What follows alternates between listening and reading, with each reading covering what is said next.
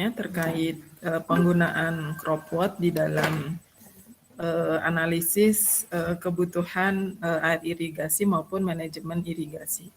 Jadi untuk minggu ini saya akan coba lanjutkan kembali terkait penggunaan cropwort. Sudah di-download belum?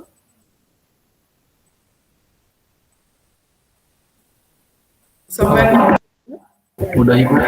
sudah. Sudah Ibu. Sudah dicoba-coba? Belum Ibu. Sudah Ibu. Kenapa Sukma itu soundnya kamu pakai apa? Ini Ibu dekat Ibu. Oke. Untuk cropwort itu pada dasarnya dia merupakan software untuk manajemen irigasi ya, atau dalam hal ini terkait scheduling irrigation atau penjadwalan irigasi. Kalau kita berbicara mengenai penjadwalan, maka itu identik dengan kapan saya harus memberikan air dan bagaimana seberapa banyak air itu harus diberikan. Nah, kehandalan program pada dasarnya program cropwort atau sistem aplikasi cropwort itu dia cukup handal, hanya nih di dalam pelaksanaannya atau di dalam prakteknya dia akan menjadi handal kalau data yang kita inputkan itu betul atau menggunakan data yang mendekati kondisi luka, sesuai dengan, bukan mendekati, menggunakan data yang sesuai atau yang sebenarnya sesuai dengan kondisi lokasi yang akan kita analisis gitu. Jadi kalau data yang digunakan misalnya contohnya di dalam inputting cropwort itu kan menggunakan data klimatologi ya, kemudian ada juga data hujan, kemudian ada data crop atau tanaman ya, sifat karakteristik tanamannya. Kemudian ada juga data karakteristik tanahnya. Nah, kalau parameter-parameter dasar yang kita inputkan itu melenceng atau enggak sesuai dengan kondisi lokasinya, maka tentunya hasil yang diberikan itu juga tidak pas atau menjadi melenceng. Bisa jadi underestimate atau bisa jadi overestimate di sini. Kalau underestimate maka resiko yang terjadi adalah tanaman itu kekurangan air.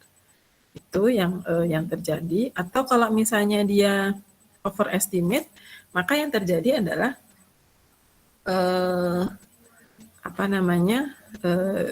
efisiensi air yang akan kita berikan itu menjadi lebih kecil atau tidak pas gitu ya.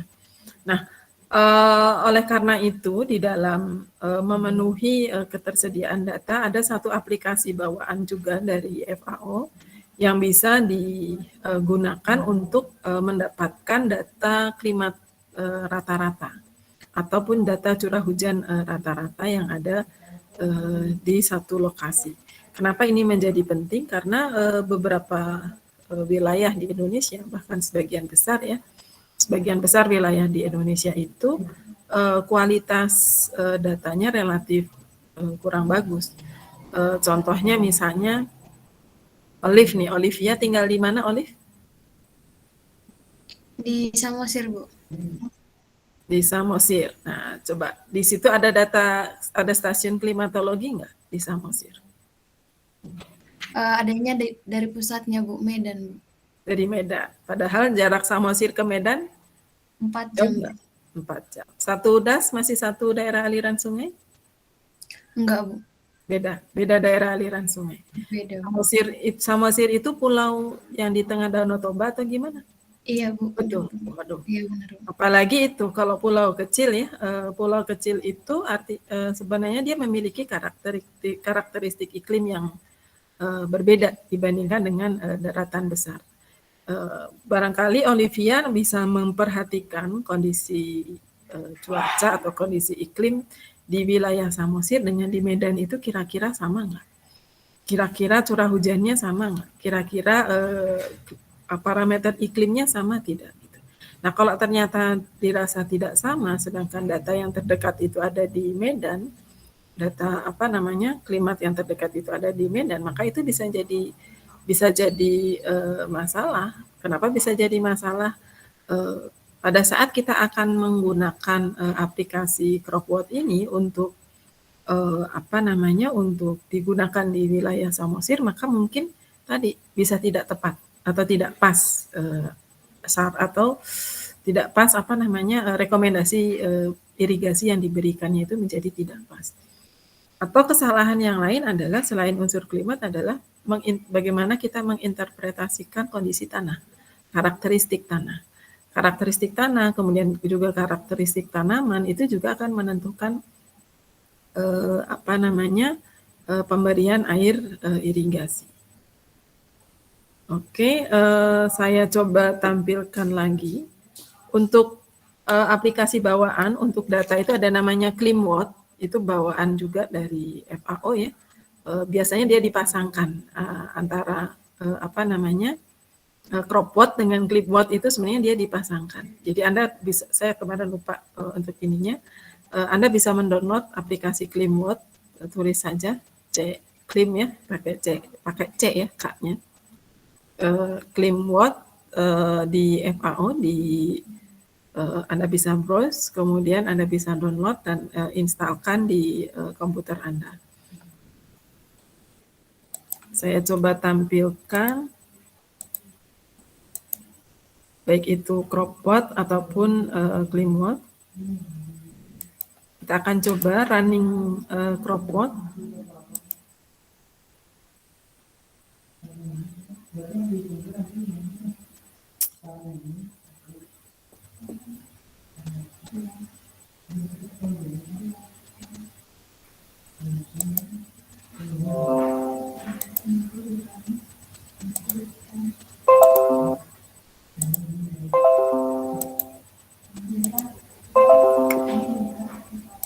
Apa sudah muncul?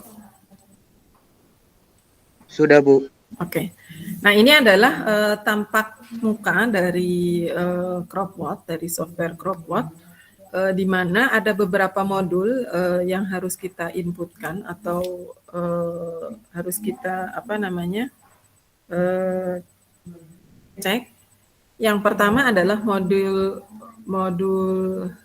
climate atau etanol. Nah, pada modul climate atau etanol ini merupakan modul untuk menginputkan data iklim untuk menghitung nilai evapotranspirasi potensial. Jadi kalau minggu sebelumnya kita sudah berbicara mengenai apa sih evapotranspirasi potensial. Nah, ini adalah salah satu aplikasi yang cukup handal untuk menghitung nilai evapotranspirasi potensial. Adapun metode yang digunakan adalah menggunakan metode Penman-Montate yang memang direkomendasikan oleh FAO, di mana metode Penman-Montate ini dia memerlukan data iklim dia menggunakan data iklim yang cukup lengkap ya. Di antaranya data temperatur minimum, maksimum, atau juga kini bisa dirubah. Kalau misalnya di lokasi itu adanya temperatur rata-rata, ini bisa dirubah. Nanti kita cek ya, kita coba. Selain data temperatur juga membutuhkan data kelembaban udara dalam satuan persen, atau juga dalam kecepatan angin, juga data kecepatan angin, dan juga data lama penyinaran matahari. Setelah semua data itu di-input, maka dia akan otomatis langsung menghitung. Langsung muncul di sini etanolnya. Nah, kalau misalnya data klimat yang lain tidak ada, bagaimana? Di metode Penman-Montate ini atau di aplikasi CropWatt ini, kita juga bisa melakukan pendugaan nilai etanol ya, dengan hanya memasukkan data suhu sebenarnya. Suhu minimum dan juga suhu maksimum yang harus diinputkan. Untuk data untuk settingan aplikasinya, Anda bisa lihat di sini, ada klik di menu setting ya. Menu setting. Oh ya, sebelumnya selain data klimatologi, maka data lain yang harus disertakan, harus diinputkan adalah data ketinggian lokasi dari permukaan laut atau altitude ya, kemudian data latitude dan data longitude. Latitude itu adalah data lokasi menurut garis lintangnya. Lokasi menurut garis lintangnya, sedangkan longitude itu adalah lokasi menurut garis bujurnya. Kalau di Indonesia kan antara lintang selatan sampai dengan lintang utara ya, sekian lintang selatan sampai dengan sekian derajat lintang utara, dan untuk garis bujurnya di wilayah bujur timur ya. Ini untuk Indonesia. Jadi di sini harus diinputkan. Begitu juga dengan data iklimnya. Nah, sebelum itu kita bisa setting, kita bisa lakukan setting data. Anda bisa cek di sini, klik setting, kemudian option, pilih option. Kalau saya kecepatan boleh langsung ditanya ya. Untuk data settingan aplikasi, kita bisa menggunakan yang pertama adalah menghitung, sebentar. Kepotong dulu sebentar ya, saya ada yang datang sebentar.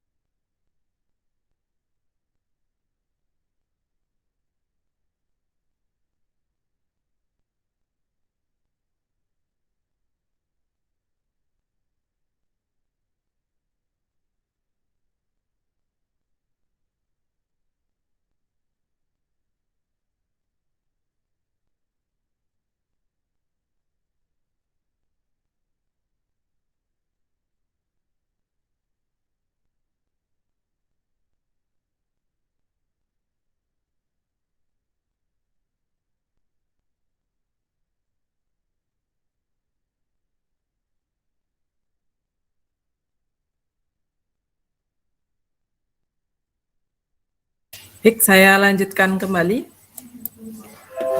Terkait settingan, perubahan setting untuk aplikasi Cropbot, di sini Anda bisa lihat di menu setting, klik option, nilai aplikasi Cropbot ini untuk perhitungan etanol itu bisa dihitung berdasarkan data iklim, atau Anda cukup memasukkan data temperatur. Meskipun demikian, rekomendasi yang dilakukan adalah tetap memilih yang menggunakan data iklim secara lengkap, gitu ya.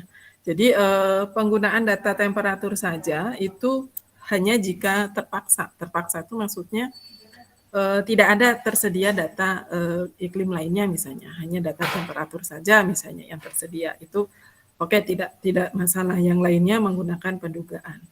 Nah, kemudian kalau menggunakan data temperatur, maka data temperatur yang harus dipenuhi adalah merupakan data temperatur minimum dan juga nilai temperatur maksimum yang ada pada lokasi. Itu. Kalau menggunakan data iklim, maka kita bisa memilih temperaturnya itu bisa menggunakan pilihan minimum dan maksimum atau menggunakan temperatur rata-rata. Ini kalau kita berkaitan dengan data, kalau Anda Anda cek di BMKG ya, tidak semua data itu tersedia ya. Bahkan kalau dulu tuh di BMKG itu kita harus beli untuk data itu satu data 1 tahun itu sekitar 60.000 dulu. Nah, kalau yang diperlukan adalah minimum maksimum tentunya berarti 2 kali 60.000 di sini. Nah, oleh karena itu di dalam analisis pilihan tipe data atau pilihan macam datanya itu dapat disesuaikan dengan kondisi lokasi yang ada. Kalau tersedia lengkap dan gratis, kita bisa gunakan data minimum maksimum. Tapi kalau datanya berbayar misalnya, maka Anda boleh menggunakan data rata-rata saja. Itu. Kemudian yang kedua adalah kelembaban. Kelembaban udara ini dinyatakan dalam persen atau juga dalam satuan kilopascal. Gitu. Nah, rata-rata yang dikeluarkan oleh stasiun klimatologi itu adalah kelembaban udara dalam persen.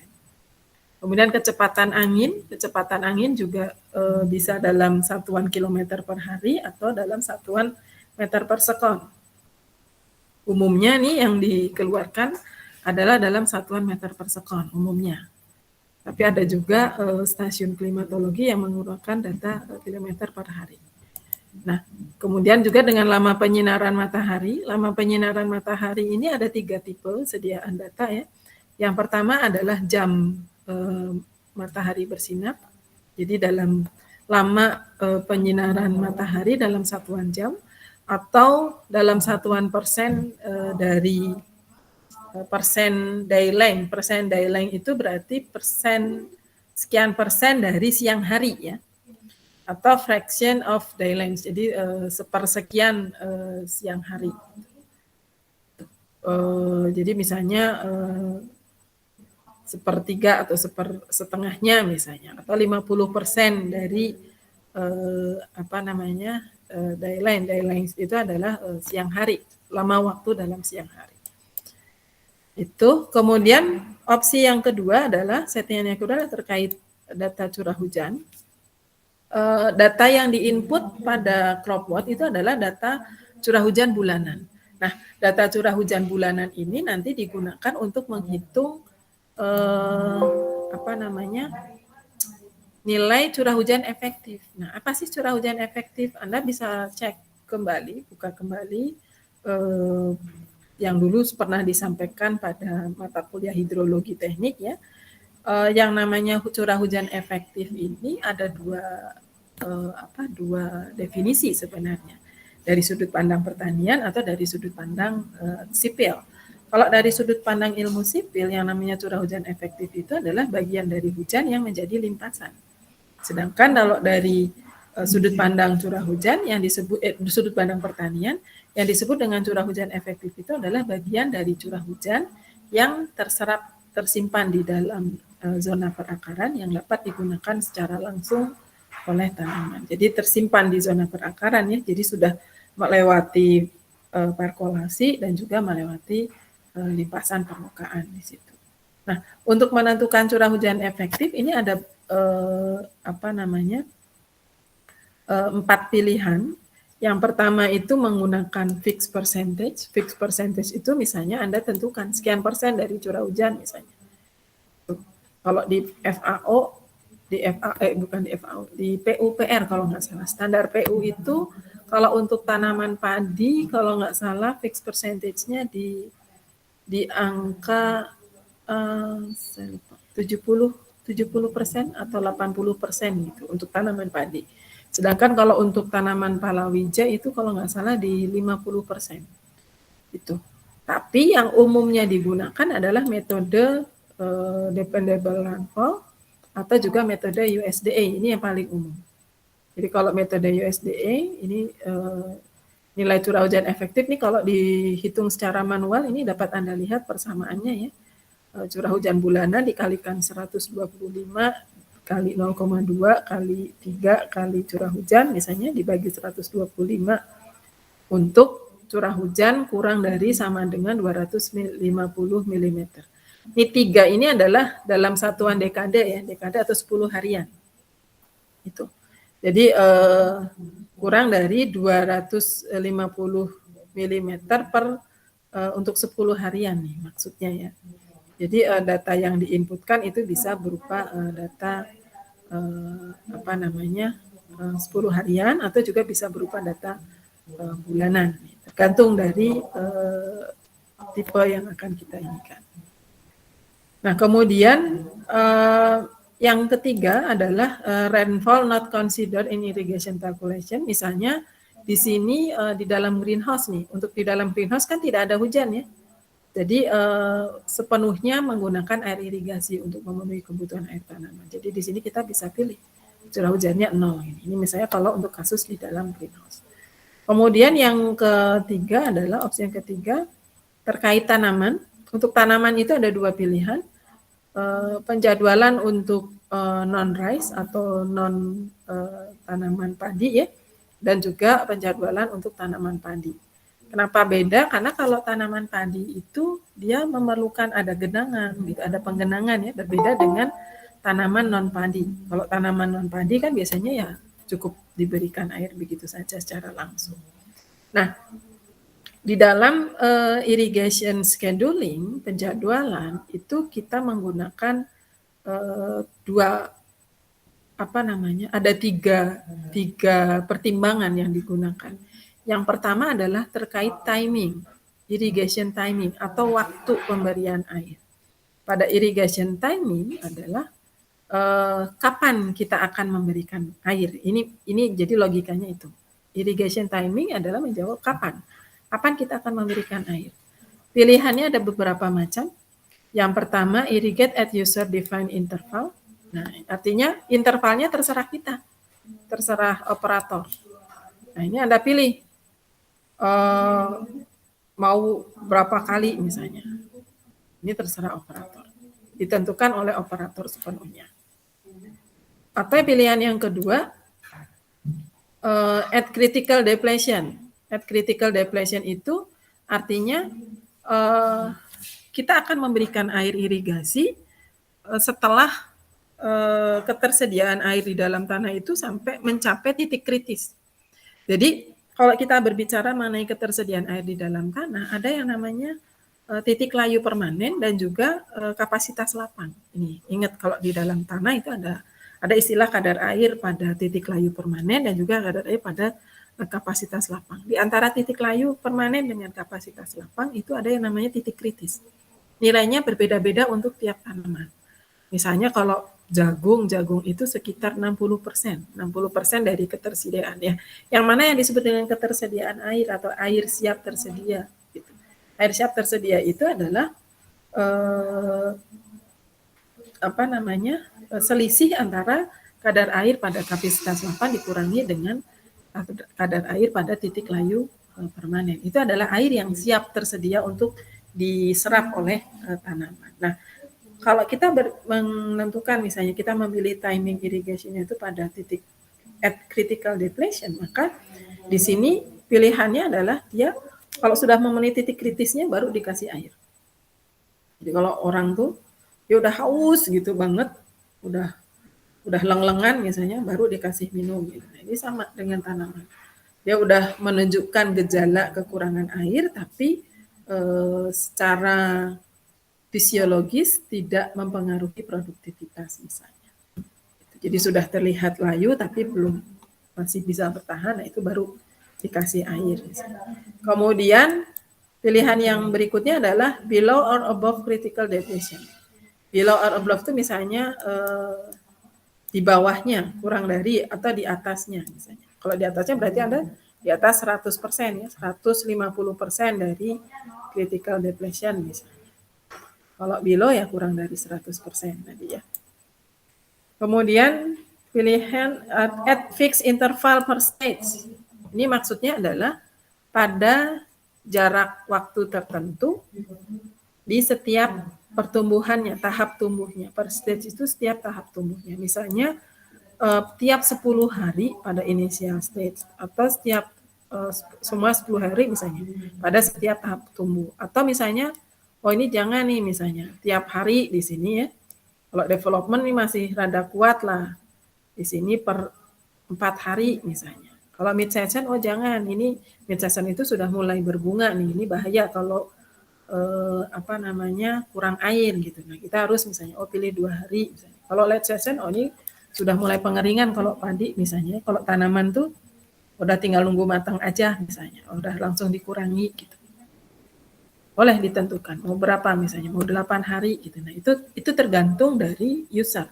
Nah, bagaimana user menentukan ini? Tentunya ada dia sudah harus punya riset sebelumnya atau punya pengalaman sebelumnya. Baru kemudian dia tentukan.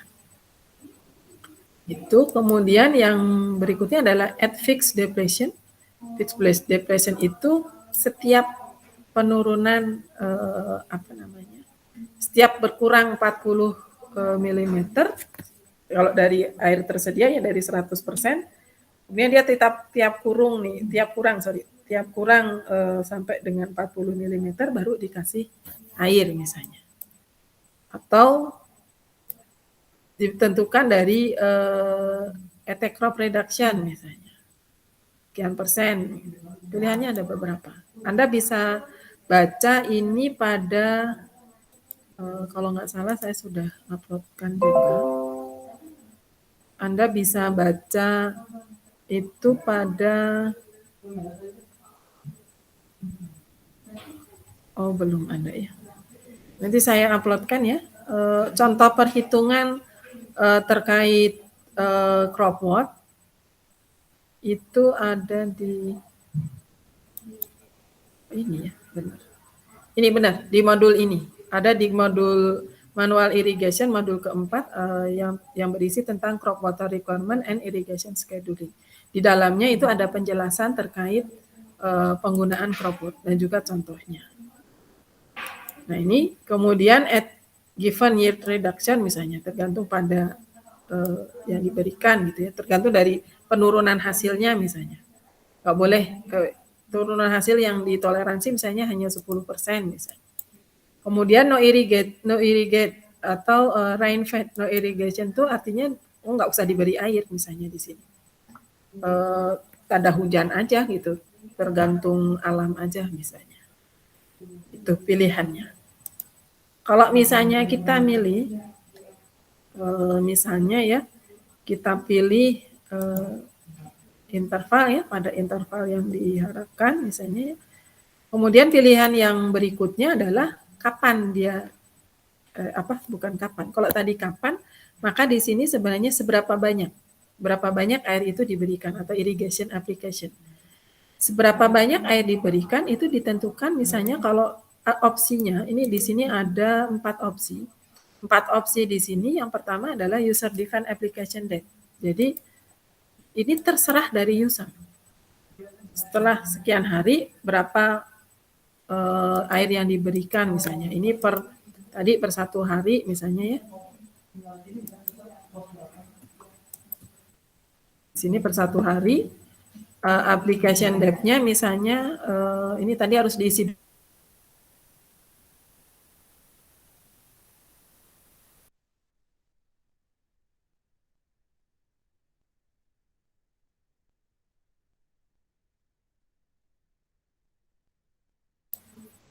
Nah, kemudian yang kedua, opsi yang kedua adalah refill soil to fight capacity. Jadi kita berikan air sampai dia memenuhi kapasitas lapang. Nah, ini yang paling umum sebenarnya.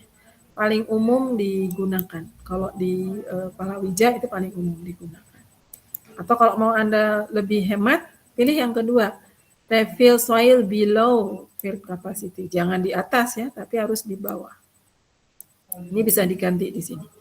Misalnya, cukuplah 80% aja dari kapasitas lapang gitu. Jadi tidak sampai full ya. Kalau tadi berikan air itu misalnya 1 botol misalnya, paling bawah ini titik layu permanen, di bagian atasnya itu adalah kapasitas lapang misalnya. Sebenarnya dia nggak perlu seluruhnya, cukup sekian persen juga cukup misalnya. Nah, itu kita tentukan tadi dengan opsi below field capacity.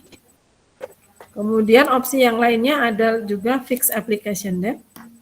Tadi diberikan air sebanyak 40 mm misalnya. Ini bisa diganti-ganti. Kalau misalnya mau tiap ngasih air mau 100 mili gitu. Ini boleh diganti. Kemudian di sini ada irrigation efficiency.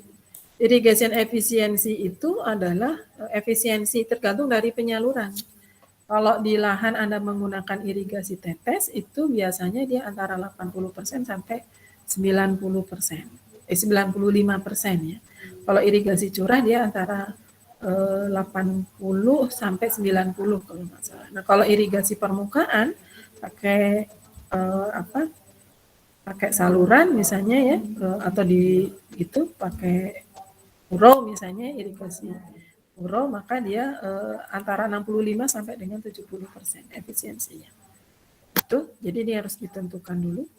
Kemudian pilihan yang berikutnya, opsi yang berikutnya adalah opsi kalau tanaman padi, ini juga sama ya, relatif sama, hanya ada pilihan lainnya adalah irrigate continuously. Irrigate continuously itu dikasih air terus-menerus gitu, digenangi aja, dialirin air terus aja. Atau di sini fix desaturation misalnya. Per apa namanya? BD itu apa namanya istilahnya teh? Genangan ya. Dengan ketinggian genangan tertentu kalau nggak salah ya. Jadi Anda pilih, kalau padi kan ada genangan biasanya ya, mau berapa senti misalnya, kalau inisial mau sekian senti misalnya, ini bisa dipilih atau diisi di sini. Misalnya inisial di 3 senti gitu, development di 15 gitu. Jadi tergantung dari yang diinginkan. Nah, ini juga sama isiannya, yang berbeda adalah tadi masih ada genangan, di sini ada tambahan untuk genangan, dan juga efisiensinya juga sama. Nah, yang membedakan juga kalau untuk padi itu juga ada terkait land preparation. Land preparation atau penyiapan lahan. Penyiapan lahan itu pilihannya misalnya menggunakan formula FAO atau menggunakan ketentuan dari kita nih untuk penyiapan lahan, misalnya sekian mili per hari gitu. Ini tergantung ya. Ini opsinya ada pre-puddling. Pre-puddling itu sebelum sebelum dilumpurkan ya. Sama jadwal untuk pelumpuran atau puddling. Ini.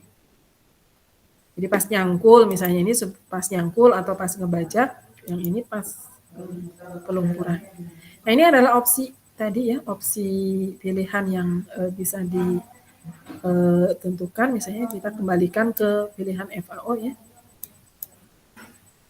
Oke.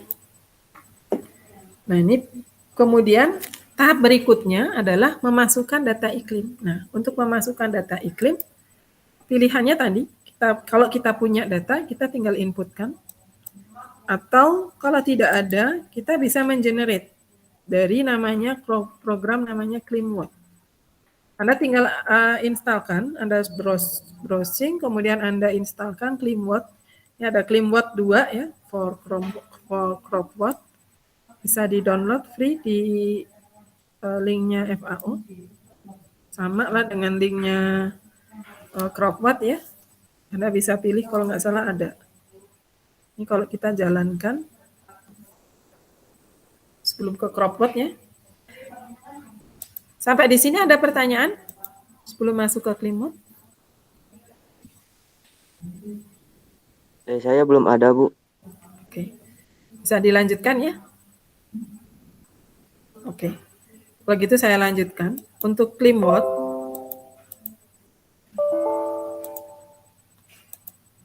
ini adalah tampilan running ClimWatt. Nah, di sini kita bisa mendisplay.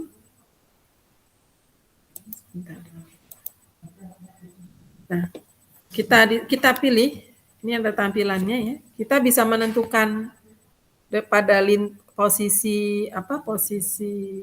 letak geografis tertentu misalnya ya. Atau kita pilih berdasarkan negara misalnya. Kita pilih Indonesia. Sebentar. Nah, ini adalah kita tampilkan yang Indonesia saja.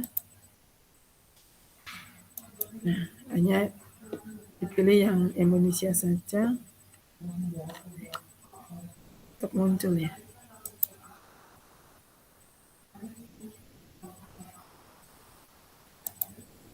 Oh, ini. Oke. Nah, ini adalah stasiun klimatologi, stasiun hujan dan klimatologi yang ada di Indonesia, yang terekam pada data FAO. Ada sebanyak 38 stasiun. Nah, ini Fort de Kock ini nomor 1 ya. Ini Anda bisa lihat di sini. Lokasinya ada di mana nih kira-kira? Saya nggak tahu nih kalau udah ini ya, ini lokasi Fort de Kock ya. Perkiraan di mana nih? Sekitar Riau, daerah Riau kelihatannya ya. Atau Padang ini. Kemudian Padang ya. Oh ini Padang tadi ya, daerah Padang. Tuh, dekatan. Kemudian ada di Sorong, Kupang, Manokwari gitu. Tergantung. Kalau di Bandung, area Jawa Barat itu ada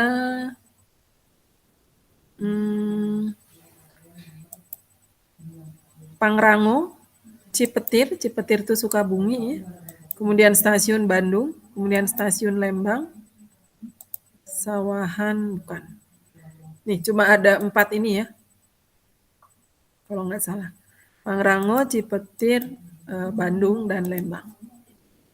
Dan begitu juga dengan yang lain. Kalau yang dekatnya tempatnya Olivia nih, mana Olive? Medan ya? Iya, Bu. Cuma ada satu di Medan nih. Nggak ada di Samosir, Olive. Kamu harus pindah dulu. Iya, Bu. Oke, kita pilih misalnya ya, kita ambil yang Bandung, stasiun Bandung. Stasiun Bandung, kemudian kita ekspor datanya. Klik di sini, klik ekspor. Nah, kita tentukan letaknya ada di mana. Misalnya kita pilih punya saya nih, saya simpan kemarin di dokumen. Ini ekspor. Oke. Setelah ini kemudian kita masuk ke CropWord. Nah, di CropWord, nah, bagaimana menginput datanya? Tadi kita bisa mengambil tadi. Kita buka kalau kita sudah menginput, sudah ada misalnya ya tadi yang kita ekspor tadi. Atau kalau belum ada ketikkan di sini manual. Masukkan terus setiap bulan ya, setiap parameter. Atau kalau sudah ada tadi datanya, kita bisa ambil, klik open. Tadi saya nyimpannya di dokumen ya. Bisa dari Ratna, dokumen. Nah ini, tadi misalnya yang Bandung. Nah, langsung muncul. Jadi untuk Bandung, diketahui nilai evapotranspirasi potensial rata-ratanya sebesar 3,99 mm per hari. Dengan nilai etanol terbesar itu ada di perkiraannya ada di bulan September, sebesar 4,4. Tuh, mudah banget ya, tinggal Anda input aja datanya. Hati-hati ya kalau Anda input manual jangan sampai salah satuan. Ini yang sering kali terjadi ini nih. Antara kesatuan kecepatan angin dan satuan lama penyinaran matahari. Kebanyakan yang dari stasiun klimat itu dalam satuan persen. Kebanyakan. Nah, jangan sampai ini kalau satuannya jam ya hati-hati. Kemudian yang kedua adalah memasukkan data hujan. Tadi kita bisa pilih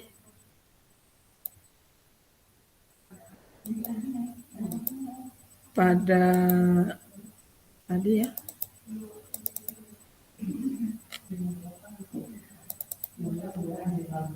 Nah ini Bandung. Jadi ClimWatt itu dia akan mengirimkan data hujan maupun data iklim. Kemudian tadi defaultnya FAO itu metode curah hujan efektifnya adalah menggunakan metode USDA ya. Ini. Ya, diperoleh nilai dari hujan tahunan sebesar 2.102 mm, nilai curah hujan efektif tahunan yang bisa digunakan langsung oleh tanaman hanya sebesar 1.388 mm. Ini contohnya ya, mudah, masih cukup mudah. Nah, yang berikutnya adalah memasukkan data tanaman. Nah, ini data tanaman itu yang diperlukan adalah yang pertama, tanamannya apa? Ini di sini ditulis dulu. Jagung lah atau apa. Tadi ini dry crop ya, jadi tidak bisa padi. Kalau padi maka Anda tadi harus memilih settingannya dia untuk padi dulu. Nah, kalau tanaman non padi, tadi yang kita pilihkan dia non padi, maka di sini tampilannya seperti ini. Nah, untuk data yang diinputkan selain tanaman padi juga tanggal tanamnya, tanggal berapa? Ini tanggal, misalnya tanggal, ini apa? Tanggal dan bulan kalau nggak salah ininya, pengisiannya.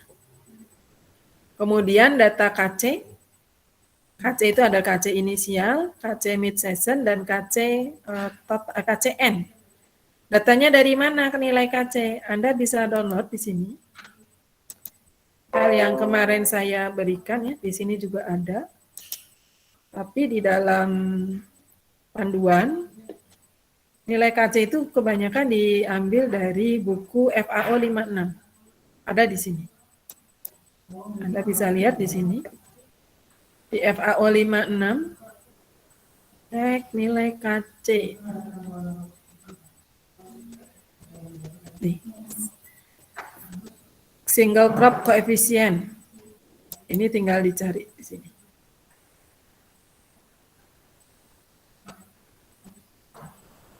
Nah, ini contohnya ya. Di dalam buku Allen, atau ini buku Allen namanya ya, atau di buku FAO 56, nilai KC itu ditentukan oleh panjang lamanya dulu. Di sini L itu berarti dia lama ya. Misalnya nanam brokoli itu total membutuhkan waktu sebanyak 135 hari atau 4 bulan lebih ya. 4 bulan 15 hari gitu. Nah, kalau ada perubahan misalnya sekarang brokolinya beda nih gitu, yang ditanam cuma 3 bulan udah panen misalnya. Nah, Anda harus revisi ini. Panjang waktu ini harus direvisi. Gitu. Ini yang saya bilang tadi, dalam menentukan karakteristik tanaman ini harus hati-hati. Kita nggak bisa serta-merta menggunakan data data dari Allen. Misalnya contohnya di sini spinach itu termasuk. Kalau spinach dalam bahasa Inggris itu sebenarnya dia bukan bukan bayam ya. Spinach kan Anda tahunya bayam ya. Padahal spinach itu dia horenzo. Kalau di jenis sayuran itu horenzo, dia masuk ke keluarga Spinaceae itu Brassicaceae, sawi-sawian. Kalau bayam yang kita sebut dengan bayam itu dia sebenarnya amaran. Masuk dalam kategori amaranthus. Tapi di sini nggak ada. Jadi Anda boleh menggunakan kategori yang mana yang mendekati misalnya. Boleh menggunakan yang spinach ini. Dan di sini spinach ada di 2 bulan, padahal kalau nanam bayam itu paling kan 1 bulan juga udah bisa dipanen gitu. Nah, ini harus dikoreksi artinya di sini. Nah, ini harus ada yang dikurangi kan, berarti tahap inisialnya berapa hari, tahap developmentnya, ini tahap development ya berapa hari, kemudian tahap mid season itu dari dia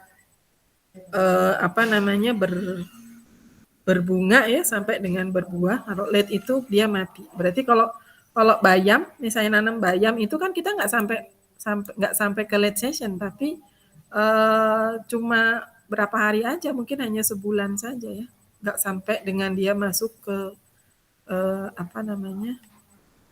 masuk ke sampai keluar biji misalnya, itu kan nggak nyampe. Gitu kan tanaman yang lain, misalnya tomat, di sini tomat ada 135 hari, ada juga yang 155 hari nih, ditanam Januari pada kondisi kering nih ya. Atau misalnya kita pilih yang Mediterania di 145 hari. Nah, padahal di kita tomat itu sekitar 120 hari saja. Nah, ini Anda bisa cek. Bisa dipilih ya di sini. Paling aman sebenarnya sesuaikan dengan karakteristik yang ada. Jadi Anda kalau kita beli benih itu biasanya ada deskripsi benih, di situ ada keterangannya. Masa berbunga misalnya berapa hari, masa tumbuh dia berapa hari itu ada. Ini terkait lamanya ya, nilai lamanya, panjang tumbuh ya. Kemudian ini ada terkait KC-nya, nilai koefisien KC-nya ada di tabel 12.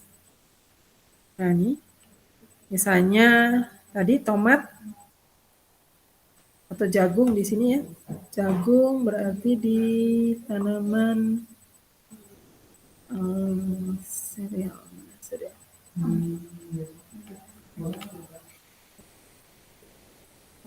Nih, jagung itu maize ya. Maize yang sweet corn, yang manis misalnya. KC awalnya di 0,7, ini sama dengan atasnya ya. 0,7, KC mid-nya 1,15 dan KCN-nya di 1,05. Kemudian maksimum tingginya di 1,5 meter. Nah, parameter inilah yang harus dimasukkan ke dalam robot tadi. Contohnya Anda bisa cek di sini jagung. Jagung apa? Ada nggak ya? Oh tidak ada. Adanya kacang tanah kalau yang contohnya.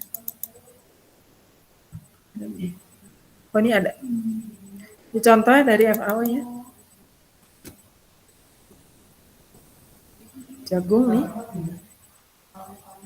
Misalnya kita tanam, kita ambil misalnya kita tanam pada tanggal 1 Oktober gitu ya.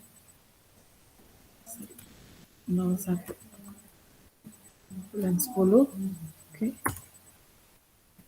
Dia akan otomatis karena dia panjangnya lama tumbuhnya 125 hari, jadi dia perkiraan panennya ada di tanggal 2 Februari. Kita tanam 1 Oktober, maka panennya ada di 2 Februari. Nah, kalau misalnya ini dikurangi, ya dia akan berkurang. Misalnya jagung manis ini mau, kalau ini kan jagung apa namanya?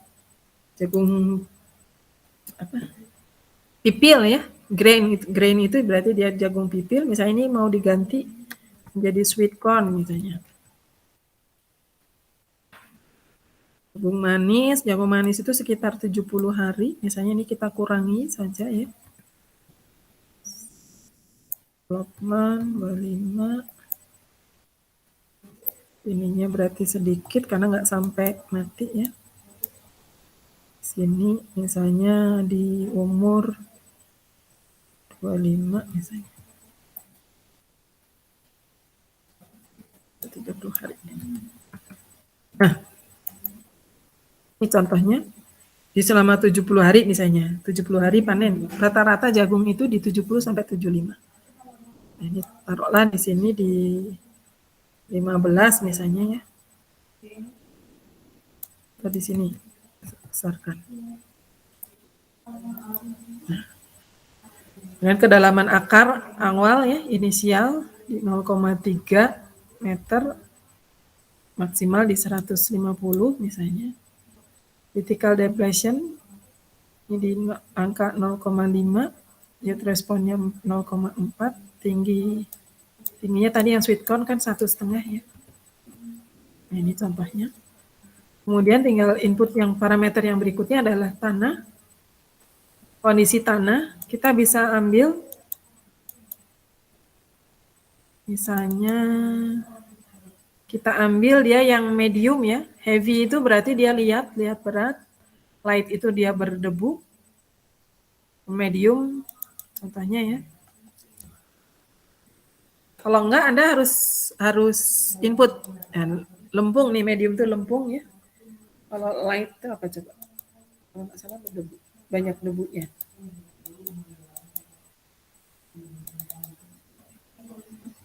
Tuh. Oh pasir, sorry. Lebih banyak pasirnya. Ini contohnya ya. Atau kita ganti yang kalau di Jatinangor itu clay dia. Lihat jenis tanahnya dia lihat. Jadi di sini kalau heavy itu tanah liat, light itu tanah berpasir ya, banyak pasirnya. Atau medium itu loam itu lempung sebenarnya. Untuk Jatinangor itu banyaknya liat. Nah, setelah diisi baru kemudian kita bisa menghitung berapa nilai kebutuhan airnya, kebutuhan air irigasinya. Ini contohnya. Ternyata Anda bisa lihat di sini, seperti yang disampaikan tadi, pada saat kita menanam pada tanggal 1 Oktober kan itu biasanya pada saat hujan ya. Ini di Lembang ya, untuk menggunakan data Bandung. Nah, 1 Oktober itu dia masuk musim hujan. Ternyata kalau nanam jagung tanggal 1 Oktober nggak perlu air nih, Anda bisa lihat di sini. Tidak ada air hujan itu masih sangat mencukupi. Sehingga tidak membutuhkan air irigasi. Beda kalau misalnya ininya kita ganti, kita tanam pada bulan Mei misalnya ya. Misalnya 1 Mei. Jadi kita bisa lihat. Nah, lihat di sini. Pada saat tanamnya itu di bulan Mei, maka kebutuhan air irigasi itu harus diberikan pada bulan Juni dasarian pertama, bulan Juni dasarian kedua, sampai dengan bulan Juli dasarian kedua. Anda bisa lihat di sini. Dengan total kebutuhan air irigasi sebesar 73,6 mm.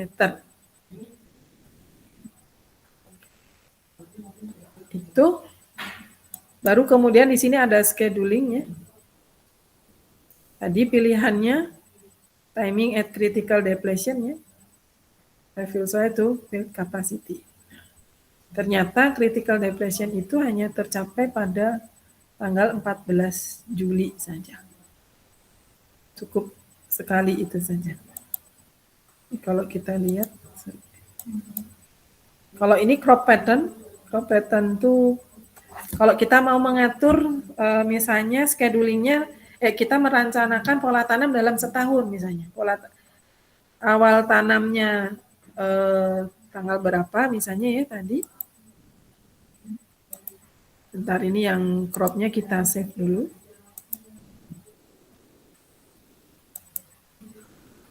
Misalnya di sini kita gunakan pola tanamnya. Di mana ya?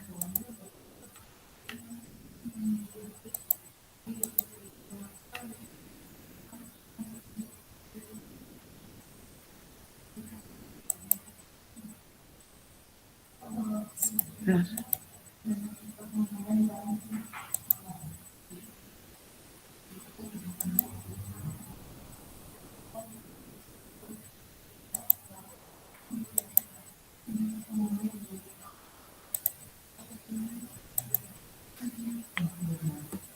Kita coba di sini Bandung.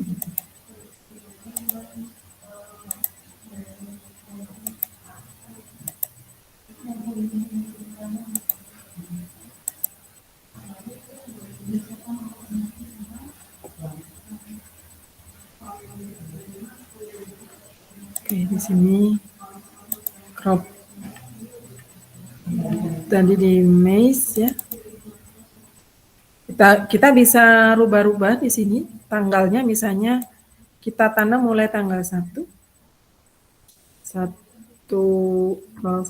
Oktober, ya perkiraan panennya tanggal 14 Desember ya. Misalnya area tanam 100% misalnya apakah akan ditanami jagung misalnya. Kemudian kita tanam jagung lagi.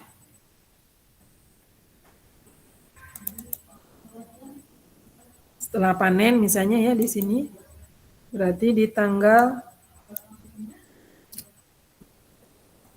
taruhlah di tanggal dengan penyiapan lahan, ini kan tanggal 14 panen, Berarti kita tanam lagi misalnya ada di tanggal 20 misalnya ya. Nah, dia akan panen lagi. Masukin lagi misalnya, kita nanam jagung lagi. Yes, tadi.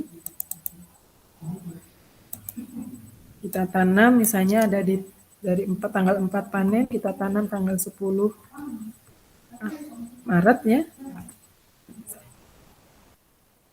Ini misalnya kita akan tanam setahun 3 kali. Nama pola jagung.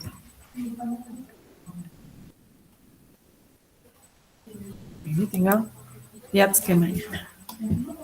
Nih yang akan muncul. Jadi di sini kebutuhan air diperlukan hanya pada musim tanam kedua ya. Musim tanam kedua. Ternyata ya. Jadi hanya dilihat, Anda bisa lihat di sini, ternyata kebutuhan air irigasi diperlukan pada bulan Januari, Februari, Maret, dan juga bulan Desember, sorry. Ini untuk karakter yang dicontohkan tadi. Sampai di sini ada pertanyaan? Saya rasa Anda harus mencoba-coba untuk mengaplikasikan itu. Yang perlu dilakukan adalah dengan cara berlatih terus. Jadi agar kita bisa menggunakan crop walk di dalam perancangan irigasi itu harus kita gunakan. Kita latih dengan menggunakan data yang sebenarnya misalnya.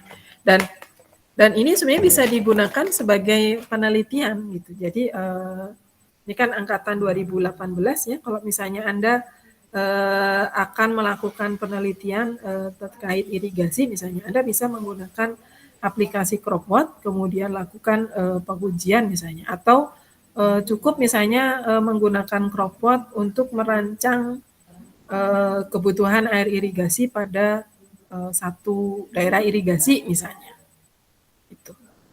Jadi nggak perlu ke lapangan, nggak perlu nanam, cukup membuat rancangannya aja, rancangan pola tanamnya dan pola kebutuhan air irigasinya. Tentunya di situ Anda harus menggunakan data yang sebenarnya. Kemudian informasi dasar awal juga harus betul-betul sesuai dengan lokasi, sehingga nanti diperoleh rekomendasi yang mendekati yang tidak melenceng gitu.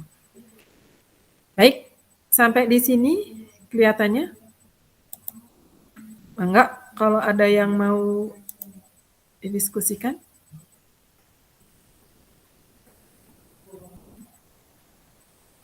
Diam saja. Jangan-jangan tidur nih.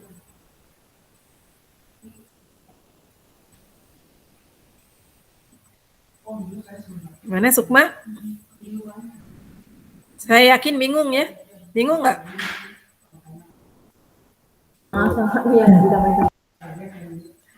Gimana Sukma, Marjan? Bingung nggak penjelasannya? Awal-awal saya kalau cuma ngeliatin gitu aja pasti bingung. Jadi sebelum agar bisa paham memang harus praktek. Sambil dipraktekin ya Bu ya. Betul, harus dicoba. Setelah dicoba baru nanti Anda akan tahu, oh di masalahnya di mana misalnya. Kalau saya mau nanamnya misalnya yang saya tanam misalnya sawi misalnya, caisim misalnya, kan nggak ada misalnya di dalam pilihan tanaman, gimana gitu. Nah, ada triknya. Kalau misalnya misalnya contohnya nih salah satu riset dulu, riset senior Anda itu dia nanam taro. Dia menanam taro talas ya, menanam talas. Talas itu di dalam buku Ellen itu tidak ada. Nggak ada namanya talas. Taro, nyari pakai taro juga susah. Atau pakai nama latinnya. Nama latinnya itu Esculenta ya. Esculenta atau Esculanta gitu saya lupa. Jadi itu juga sama, tidak ada. Jadi apa yang harus dilakukan nih sebagai perencana? Nah pada saat kita merencanakan irigasi untuk tanaman yang detail karakteristik tanamannya itu tidak ada, maka kita perlu pendekatan di situ. Caranya gimana? Kita cek dari keluarga atau famili terdekatnya dia termasuk kategori apa. Nah, nanti kita cari karakteristik dari buku. Ada berbagai buku fisiologi tanaman ya, terutama buku fisiologi tanaman itu dia menjelaskan cukup detail, informasi cukup detail terkait lama, terutama kan lama tumbuh, kemudian tiap tahapan ya, tahap inisial itu apa sih gitu. Kemudian tahap development, tahap dia mulai berbunga atau mulai dia berbuah itu mulai kapan misalnya. Nah, itu biasanya ada di buku fisiologi tanaman. Jadi kalau Anda mau melakukan riset, kemudian digunakan misalnya sekarang lagi ngetren nih tanaman anggur misalnya ya. Oh Bu, saya mau bikin riset misalnya nanam tanaman anggur nih. Menghitung kebutuhan irigasinya pakai crop pot bisa. Anda tinggal cari. Di buku Ellen tuh ada grape ya, tanaman anggur. Jadi bisa Anda gunakan untuk aplikasi menggunakan aplikasi crop pot di dalam menghitung atau mengatur manajemen irigasi. Atau nih ada senior Anda nih barusan waktu sekarang sedang melakukan riset di lapangan terkait irigasi untuk tanaman jagung manis tuh. Anda bisa cek, bisa lakukan. Kang Agung tah, enggak. Bisa tanya-tanya tuh Sukma tuh langsung ngelirik di sebelah kamu ya Sukma ya. Itu jadi bisa dicek. Intinya sebenarnya crop pot itu dia hanya tools ya, jadi hanya alat. Namanya juga alat, baik tidaknya tergantung karakteristik data yang kita isikan. Jadi kalau datanya mendekati faktanya ya, fakta di lapangannya, maka insya Allah hasilnya, rekomendasi yang diberikannya juga akan lebih baik, semakin akurat. Dan itu sebenarnya tantangannya di dalam menggunakan crop pot untuk riset perancangan irigasi. Ada pertanyaan sampai di sini? Kalau tidak ada pertanyaan, barangkali tugas saja nih, biar biar Anda mencoba ya. Pertama Anda coba kita sama-sama menggunakan tanaman jagung. Jagungnya tapi jangan jagung manis ya, tapi jagung pipil, grain. Ambil yang grain, Anda coba lakukan kan di dalam karakter yang di data Anda bisa nggak perlu cari-cari di buku lagi ya, sudah ada kalau jagung yang grain. Anda gunakan itu saja. Lokasinya, nah ini lokasinya sesuai dengan lokasi Anda.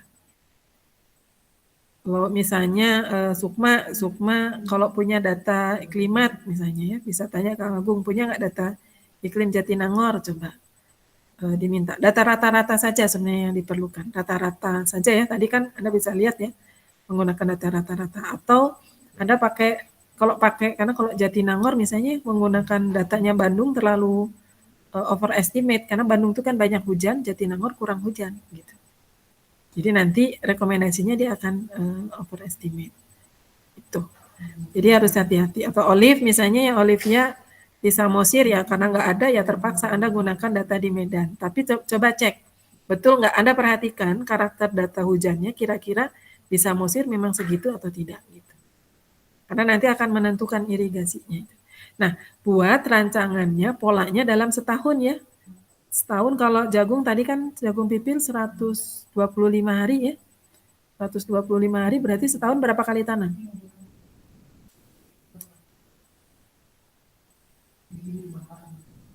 Nggak bisa 3 kali ya? Bisa nggak 3 kali tanam? Saya tanya.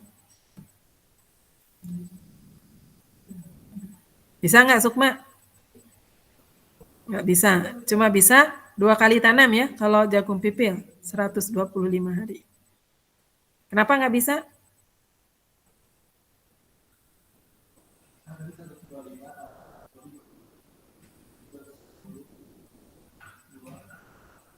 Lebih masalah tanamnya, Bu. Oke, lebih dari apa? Lebih 365 hari ya, lebih dari 365 hari. Jadi kalau Anda mau memaksakan dalam setahun mau 3 kali tanam, apa solusinya?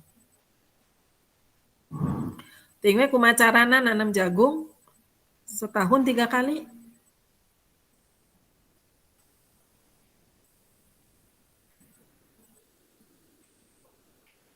Gimana? Caranya gimana? Mungkin nggak nanam jagung pipil setahun 3 kali gitu?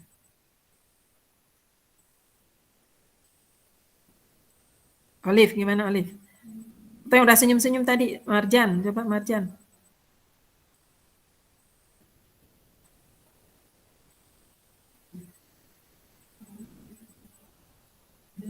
Gimana Marjan? Atau Fuad dari tadi nyepengan buku Ini Bu Meren, kayaknya mempercepat apanya gitu, apa yang dipercepat dipercepat? apanya? Ya apanya yang dipercepat malah nanya ke saya. Nggak tahu. Fuad, gimana Fuad? Kan tadi kata Olive apa? Si itunya teh Gimana? paham saya. Wah, ketawa-ketawa aja. Fuad, gimana Fuad? Disuruh cepet tua aja Bu. Gimana nyuruhnya? Ya mungkin ada ini ya Bu, ada apa namanya? Ada hormonnya gitu, dikasih hormon gitu biar cepet tua gitu mungkin. Tapi kalau nggak bisa ya harus ekstra aja kerja petaninya sih Bu. Nggak ada kaitannya dengan kerja petani. Oh. Jagung umurnya 125 hari, panjang tumbuhnya ya. Saya pengennya pokoknya setahun 3 kali. Jadi apa yang terjadi? Lebihnya berapa hari tadi? Tapi Bu kan ada ininya juga Bu, ada apa namanya? Pengolahan tanahnya Bu. Itu Iya. Iya, makanya kumacaranya. Pertama, bisa nggak? Kok saya tanya, Fuad, bisa nggak? Kamu jawab? Enggak Bu. Enggak. Enggak, Bu. Resal, bisa nggak Resal? Sih kayaknya nggak bisa Bu. Nggak bisa. Maulana Agung, gimana?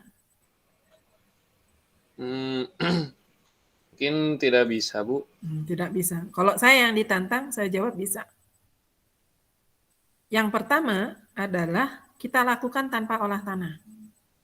Di dalam konservasi tanah dan air ada teknologi tanpa olah tanah. Jadi nggak harus dicangkul. Setelah dipanen, jagungnya dipanen langsung tanemin lagi, tinggal ditugal aja. Ambil berangkasnya, langsung ditugal lagi tanpa olah tanah. Pada prinsipnya dia memungkinkan untuk dilakukan. Utamanya pada tanah yang gembur ya sebenarnya. Dan itu sebenarnya bisa dilakukan. Apalagi yang dilakukan Agung tuh, Agung itu kan dia melakukan pot tillage misalnya ya, nggak diolah kan, cuma dibor doang, dibor masukin bahan organik kan, udah jadi, nggak perlu nyangkul-nyangkul kan. Itu yang pertama. Yang kedua, tadi terkait masa tumbuh kan 125 hari. Nah itu kita perlu perhatikan, 125 hari itu karakternya dia sampai N. Sampai N itu berarti sampai mati. Nah, sebelum tanaman mati, sampai kering tadi lahan. Nah, kalau mau dipanen 3 kali dalam setahun, maka Anda panennya jangan sampai kering di lahan. Sebelum kering di lahan, panen. Jadi nggak nyampe 125 hari. Taruhlah misalnya kita rancang, bisa nggak 3 kali tanam misalnya ya, ngolah lahan, nyangkul, segala macam, seminggu misalnya ya, berarti 7 hari. Berarti berapa? 365 dikurangi 7 misalnya ya. Beri waktu 1 minggu untuk ngolah tanah. Di 290 berapa? 365 kurangi 7 hari. Berapa hari? 358 Bu. 358. Di 358 taruhlah di antar pergantian musim, misalnya antar pergantian musim itu kita lakukan dalam waktu 3 hari saja. Antar penggantian musim, karena sebenarnya kan cuma diambil dari lahan ya, panen kan sehari beres, nah sambil panen, setelah panen langsung ditugal, baru kemudian kita bagi tuh, artinya masa tumbuh taruhlah di 360 ya, 350 ya, tadi kan 358 taruh ambil 3 hari, berarti kan 2 ya, selangnya cuma 2 kan, perlu 2 hari kan, perlu 2 kali, 6 hari. Nah, berarti 352. Nah, 352 dibagi tadi 3, berapa hari? 117 hari, Bu. 117 hari. Jadi selama tanam kita paksa di umur 117 hari. 117 hari sudah panen. Pasti belum kering. Nggak apa-apa, keringkannya jangan di lahan, tapi dikering, diangkat, langsung keringkan di tempat lain. Kalau jagung pipil kan sebenarnya karakternya dia dikeringkan ya. Kan banyak kan ada tuh yang nanam jagung dia sudah dipoletekan tuh di lahan ya. Anda sering lihat barangkali di iklan jagung, tanaman jagung kan. Dipoletekan di lahan, tahu nggak dipoletekan? Sudah dikupas tuh kulitnya di lahan, tapi nggak dipanen-panen. Kenapa? Karena dia nunggu kering biasanya. Jadi nggak perlu jemur lagi. Nah kalau misalnya kita ambil tanpa kering, berarti kan kita jemurnya di luar. Ambil, buka, jemur di luar. Gitu. Ya, tidak dijemur di lahan. Nah dengan cara seperti itu, kita bisa menanam atau memaksakan tanam jagung pipil dalam waktu setahun selama 3 kali panen. Itu. Dan sekarang coba cek apa betul jagung pipil itu misalnya taruhnya mereknya paling terkenal itu apa? BC2 misalnya.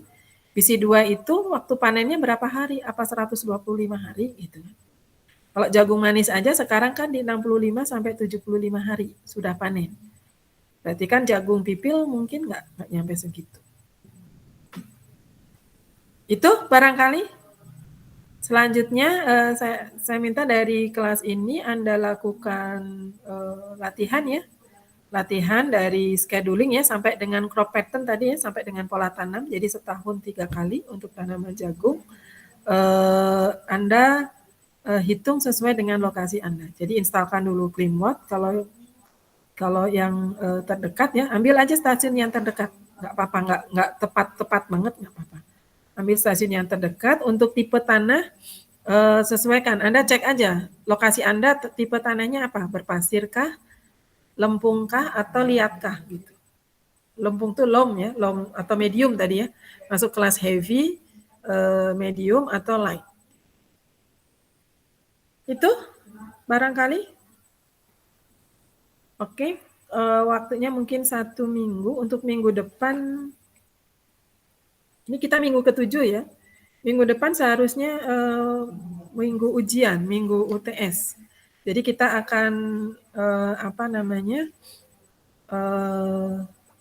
saya nggak tahu nanti untuk minggu depan apakah akan UTS atau dalam bentuk tugas latihan. Jadi Anda gunakan simulasi nanti dengan contoh kasus yang saya berikan. Itu ya.